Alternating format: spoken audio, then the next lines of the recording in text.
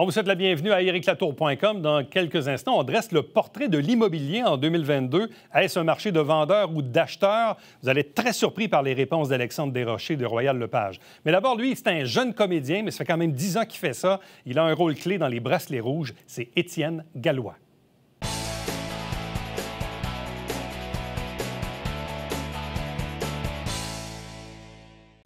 Il y a beaucoup de nouvelles et de très bonnes téléséries actuellement un peu partout là, dans les différentes chaînes, différents canaux spécialisés. Mais il y en a une particulièrement que moi j'aime bien, que j'ai commencé à écouter là, depuis quelques épisodes, Les Bracelets rouges. Et d'ailleurs, il y a quelqu'un de chez nous, un comédien joannais, qui est là-dedans. C'est Étienne Gallois qu'on reçoit à l'instant. Salutations, bonjour. Salut. Ça fait combien d'années maintenant que tu joues dans des trucs à gauche et à droite, là? Écoute, ça fait un peu plus que 10 ans, je pense, parce que j'ai commencé à 11 ans, à être dans une agence, puis j'ai commencé à jouer pas longtemps après, vers 12, puis là j'ai 22, fait quoi, 10 ans. Une dizaine d'années. Et là, le projet là, des Bracelets rouges, c'est arrivé comment, ça, comme proposition? C'est arrivé c'est arrivé l'été 2021. Fait que, ouais, je pense que j'ai passé une première audition en mai. Puis moi, j'étais déjà en tournage sur d'autres séries à ce moment-là. Fait que, tu sais, des fois, tu passes une audition pendant que tu es en tournage, puis on dirait que c'est comme, tu l'oublies vite parce que tu travailles ailleurs. Puis, tu sais, j'avais eu puis ça s'était super bien passé. Yann était là Yann Englund, le réalisateur, il était là dès la première audition. Je pense que, tu sais, c'est un gars que, tu sais, on est 6 personnages principaux vraiment qui runnent le show pas mal. Fait que, tu sais, il voulait être là dès les premières auditions. Des fois, le réal n'est pas tout le temps là, les premières auditions, mais lui, oui, vu que c'est des gros rôles et tout. Puis ça a vraiment cliqué. Puis je pense que, tu sais, c'est un rôle qui entrait dans mes cordes aussi. Tu sais, j'ai beaucoup fait de comédie dramatique dans les dernières années. Puis c'était un rôle qui entrait en plein là-dedans. Puis dans ce créneau-là, tu sais, je pense que j'ai fait vraiment ma marque, puis je me suis imposé de ce côté-là au fil des années. Fait que, tu sais, ça a super bien été avec Yann, ça a cliqué. Je pense que notre vision du personnage était la même. J'ai fait une deuxième audition juillet-août. Puis, tu sais, on a été... Non, même pas avant juillet. J'ai été confirmé... On a été confirmé début août environ. Fait que, ce qui est intéressant de cette série-là, c'est qu'on est complètement ailleurs dans quelque chose qui, visiblement, de mémoire, n'a jamais vraiment été fait. Où là, comme tu le dis, il y a 6 personnages principaux, des jeunes, à peu près du même âge, qui sont dans on comprend que vous êtes dans un hôpital... probablement un hôpital pédiatrique, avec différentes problématiques de santé pour lesquelles vous vous trouvez à cet endroit-là. Là, évidemment, la série vient d'être lancée. Moi, j'ai vu, 2 ou 3 épisodes à date? 2, je pense. 2. Hein? 2, ouais. Mais dis-moi, qu'est-ce que tu trouves attachant, toi, de cette série-là, toi qui l'as tournée, évidemment, là?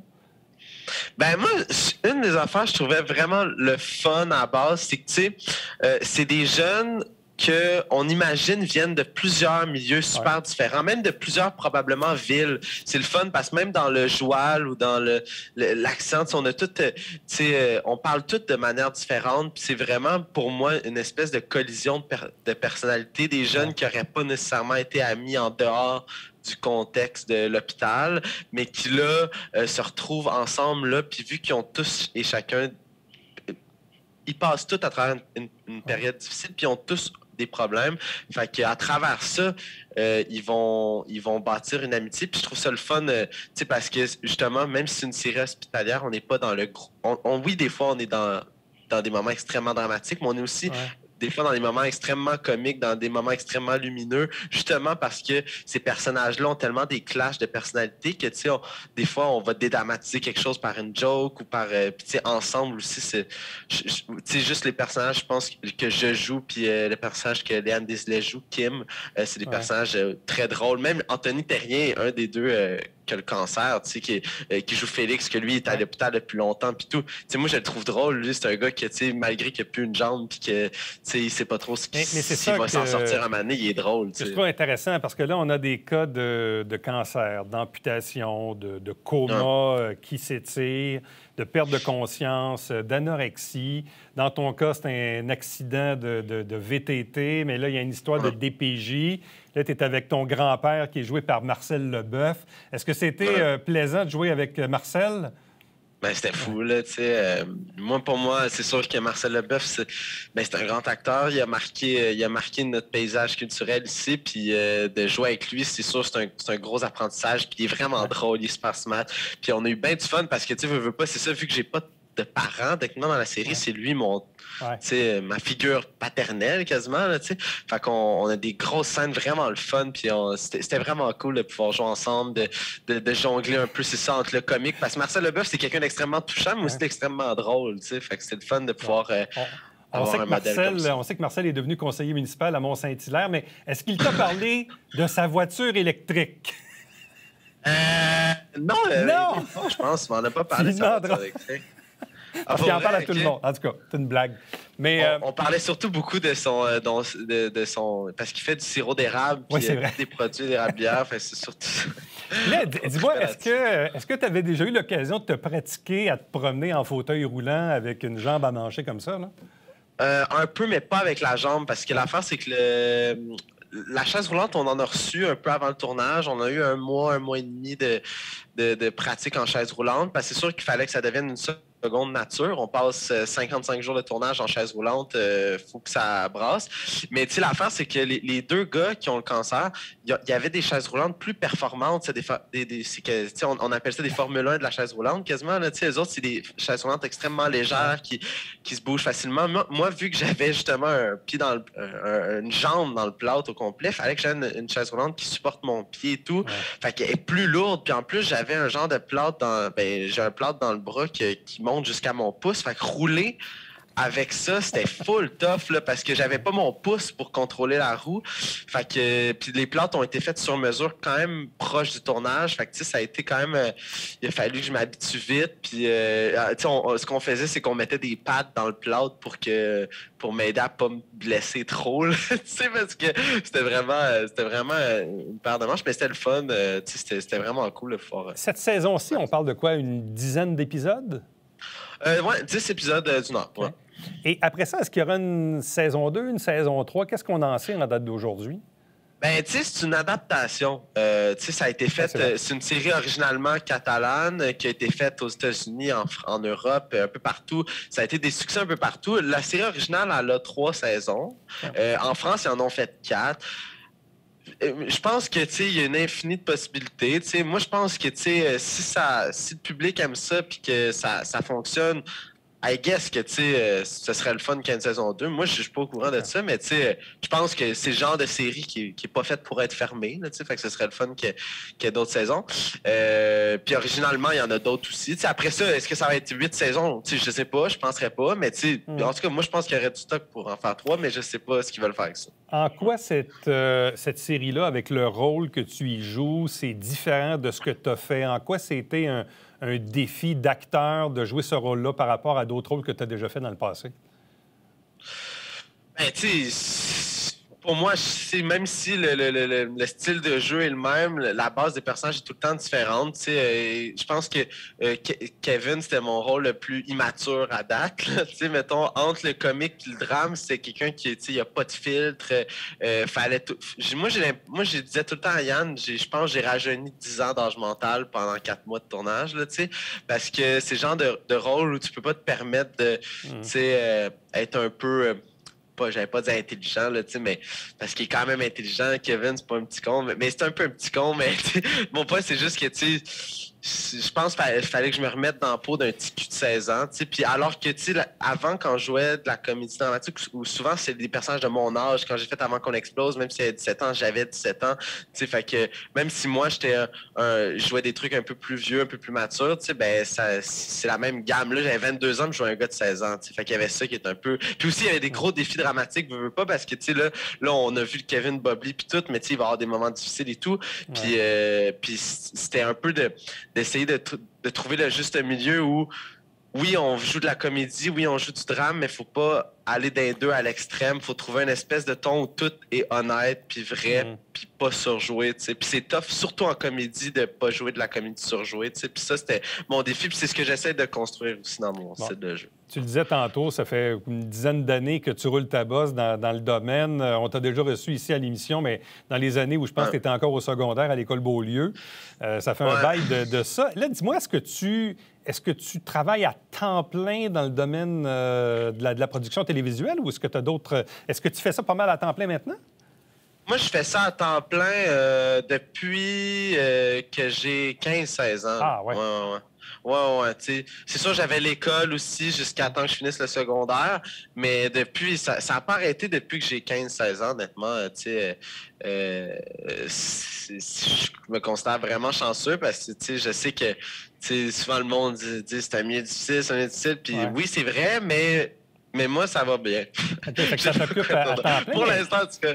Ouais. Mais en quittant le secondaire, as-tu fait d'autres trucs à l'école ou tu n'as même pas eu le temps de toucher à ça depuis que tu as quitté le secondaire? J'ai même pas eu le temps. Moi, j'étais supposé rentrer au cégep en cinéma, puis finalement, j'ai même pas pu. Je tournais un film à Baie-Saint-Paul. Puis là, après ça, j'en ai tourné un autre à Sept-Îles. Puis après ça, j'ai eu une subvention pour tourner un film que moi, j'écrivais. Ça m'a pris 4 ans à le faire. J'ai fait des séries par-ci, par-là. Okay.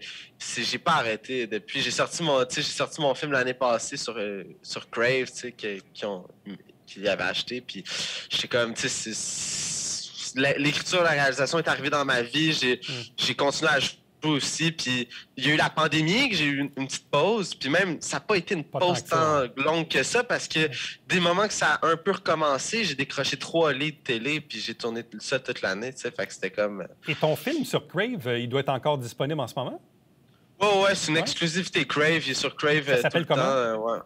Ça s'appelle La Marina. C'est un genre de teenage movie que j'ai un film sur le passage à l'âge adulte que j'ai tourné à Saint-Jean-sur-Richelieu. C'est inspiré de mon un peu de mon passage à l'âge adulte. On a tourné ça à La Marina de Chambly. Puis j'avais une subvention à 18 ans pour faire ça. Ça m'a pris 4 ans de tourner le finir. Puis après ça, c'est le fun. On a eu une belle tournée en festival. On a gagné beaucoup de prix.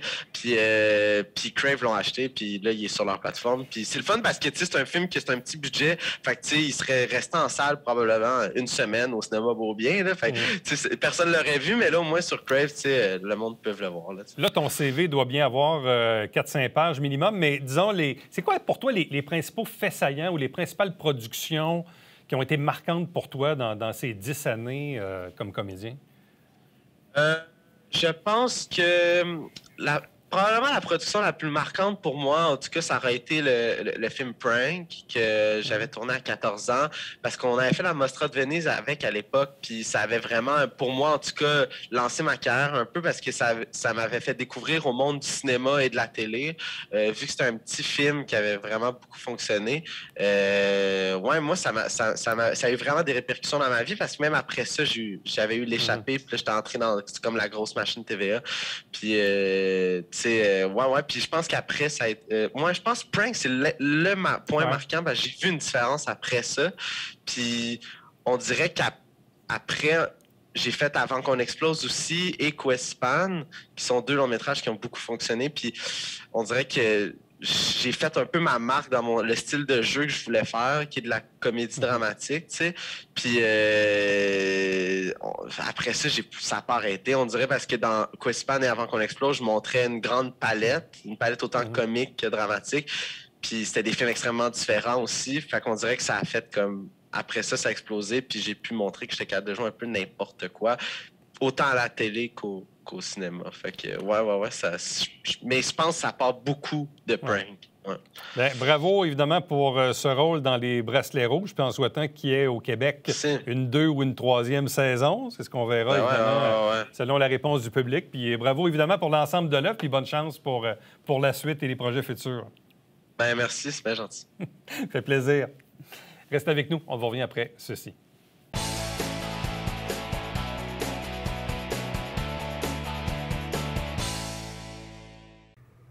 Salut, ici Alexandre Baudouin. Et François Trépanier. François, cette semaine à Sport Express, un gars qu'on connaît bien. Notre coach préféré, Alex Surprenant des Steigneurs de Concordia, est avec nous. 2 gars des Pats.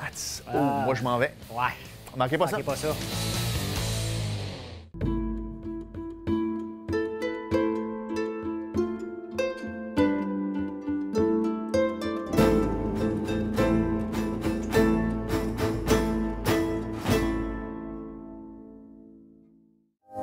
Mesdames et messieurs, bonjour et bienvenue à La Justice entre nous. Mon nom est Serge Levert.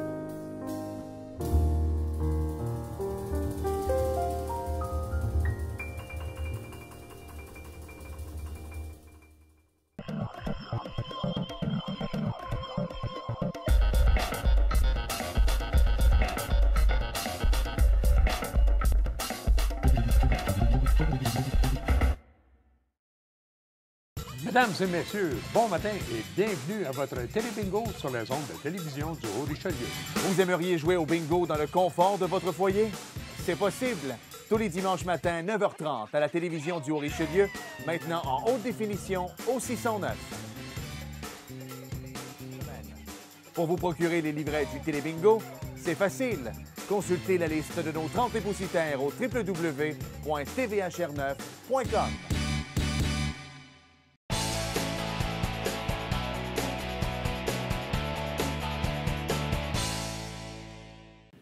On est au début d'une nouvelle année et à chaque début de nouvelle année, j'aime bien dresser un portrait de l'immobilier. Est-ce qu'on a un marché d'acheteurs, un marché de vendeurs? On a eu des augmentations de valeur assez hallucinantes dans les dernières années. Plusieurs ont été témoins de ça.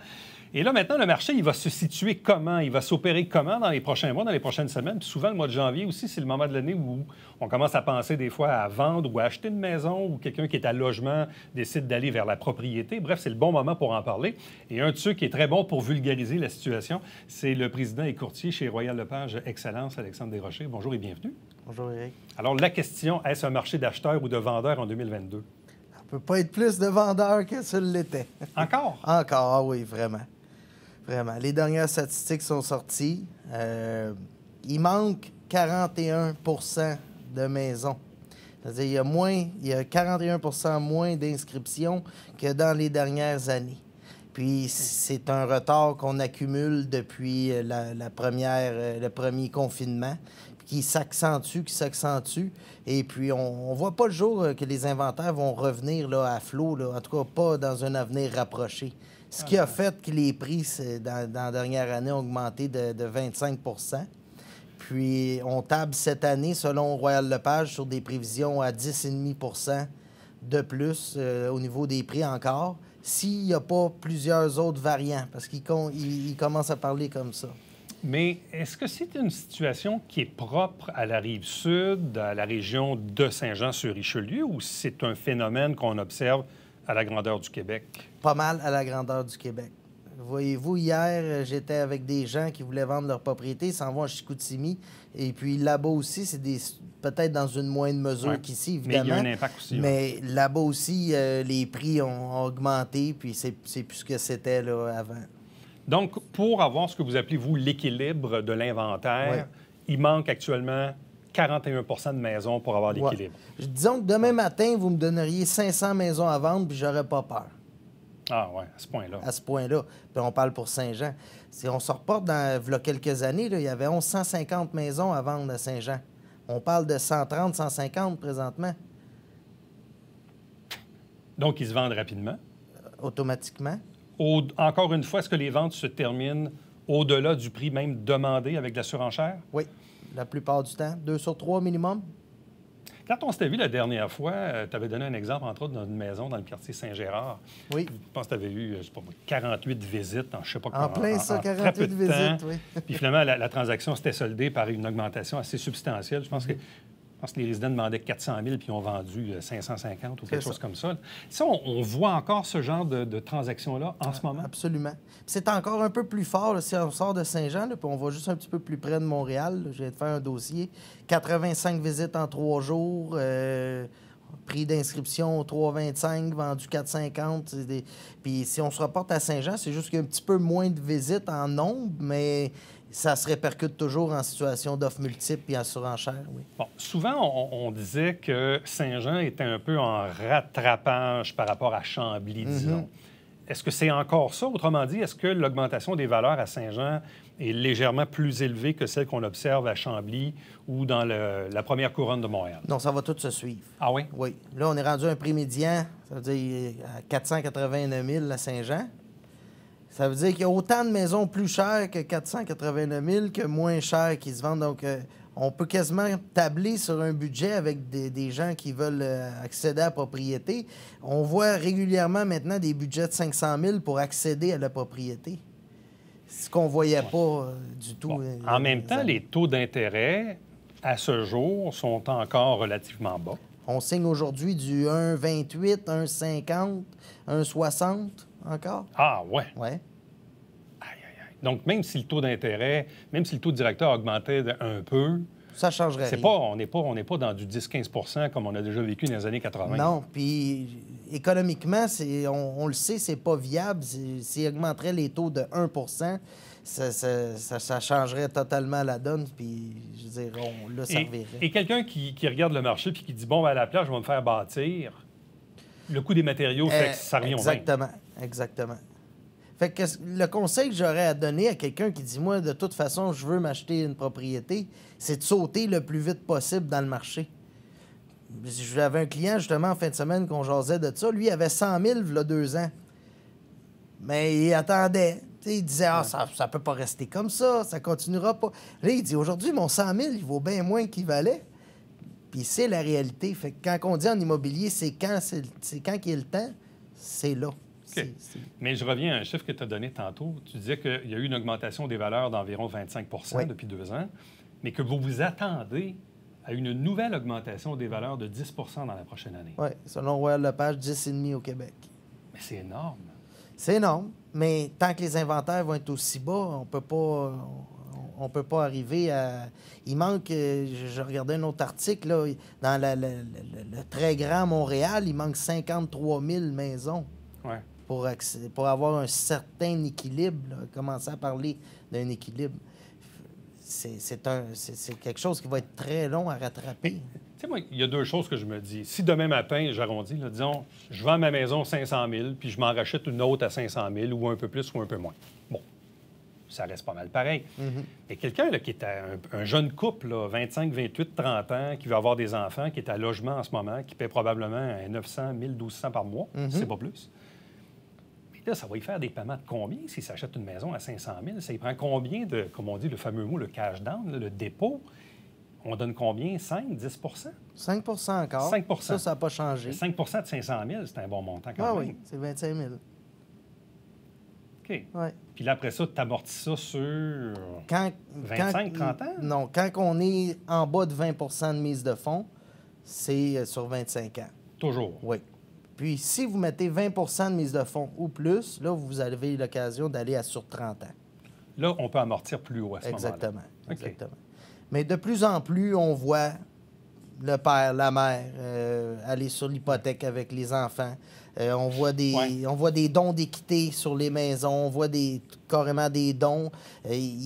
C'est sûr que pour accéder à la propriété, c'est pas donné à tout le monde. Puis beaucoup. Mais ça, c'est un phénomène nouveau, ça. Je l'ai entendu à quelques occasions, des gens qui disent, soit des gens qui font ce que j'appelle, moi, des legs testamentaires de leur vivant, disent, écoutez, bon, je vais commencer à donner mes billes un peu tout de suite au lieu d'attendre mon décès. Ou dans d'autres cas, où on va partager le risque en cédant, disons, un pourcentage de la propriété, où les parents achètent, je ne sais pas moi, le tiers de la maison, puis le couple achète le 2 tiers. Exactement. D'aller chercher, parce que c'est beau d'avoir les salaires, le crédit, mais des fois, ça prend un petit peu plus de capacité. Fait que souvent, on voit les parents embarquer à 1 puis les enfants à 99 mais c'est la banque qui va chercher une garantie avec d'autres personnes. Là, OK. Ça aussi, ça se fait en ce moment. Ça se fait, bien oui. Bon. Quel est le portrait au niveau des immeubles à revenus? Premièrement, est-ce qu'il y en a à vendre ou on les voit même pas passer? On les voit passer rapidement. Pour vous donner un exemple, sur un 4 logements que j'ai pu mettre à vendre dans le temps des fêtes, disons, là, on peut parler de 60-75 appels. Quand même. Oui, c'est très en demande. Autant les investisseurs que ceux qui veulent de quoi de résidentiel sont là. Puis je vous dirais que dans tous les produits immobiliers confondus, les propriétés qui manquent le plus, c'est les propriétés industrielles. Oui. C'est... Et au niveau du commercial, parce que des fois, je me demande, est-ce que la pandémie va entraîner une réduction des besoins en pieds carrés dans les entreprises? Dans le détail, oui. Mais si on regarde dans tout ce qui est présentement, tout ce qui est entrepôt, tout ce qui est usine de production, c'est tous des terrains à bâtir pour l'industriel. Là. Ça va en offre multiples aussi, là, mais c'est des montants astronomiques. Mais on voit ça aussi dans cette catégorie-là. Bon. Et dans le cas des, ce que j'appelle un peu les maisons de luxe, là, des maisons à 800 000 et 1 million qu'on trouve entre autres des fois à Saint-Luc, à l'île Sainte-Thérèse, est-ce que là aussi, il y a une forme de rareté ou est-ce que les transactions sont quand même rapides dans ce créneau-là? Très rapide aussi. Oui, oui. Une maison qui est bien listée, là, qu'elle soit à 500 000, 1 million, 1,5 million, c'est pas rare même que dedans ce créneau-là, qui est plus de luxe, qu'il y ait plusieurs offres d'achat de présentées. Et est-ce que vous avez aussi le phénomène inverse de gens qui n'ont peut-être pas nécessairement beaucoup de moyens, qui vont ramasser une maison qui a besoin, disons, de beaucoup d'amour, une maison qui n'ont pas eu beaucoup de rénovation? Est-ce que ça aussi, ça part rapidement? Puis le monde se dit, bien, c'est un projet, là, je vais la rénover pendant les 10 prochaines années. Les gens font beaucoup plus de concessions qu'ils en auraient fait. Donc, c'est rare présentement qu'il va y avoir un rapport d'inspection qui est sorti sur une propriété, puis il va y avoir une négociation suite à ça. Ouais. À moins d'une catastrophe là, qui a été découverte, là, les gens vont faire... Ils vivent avec. Ben, c'est parce que sinon, il faut qu'ils recommencent le processus. Et puis, des fois, pour arriver à avoir une offre acceptée sur une maison, ça va prendre 2, 3, 4, 6 offres, dépendamment des circonstances. C'est beaucoup d'investissement de temps. De temps. Et de visite. Autant pour les courtiers que les acheteurs. Ceux qui font beaucoup d'acheteurs, ils travaillent en double, en triple puis en quintuple présentement, ça, c'est sûr. Alexandre Desrochers, merci beaucoup. Toujours intéressant, très éclairant de la situation. Donc, on comprend que le topo, la question est répondue. Ça va être un marché de vendeurs en 2022 et jusqu'à nouvel ordre. Toujours un plaisir. Salut. Merci. Reste avec nous. On vous revient après ceci.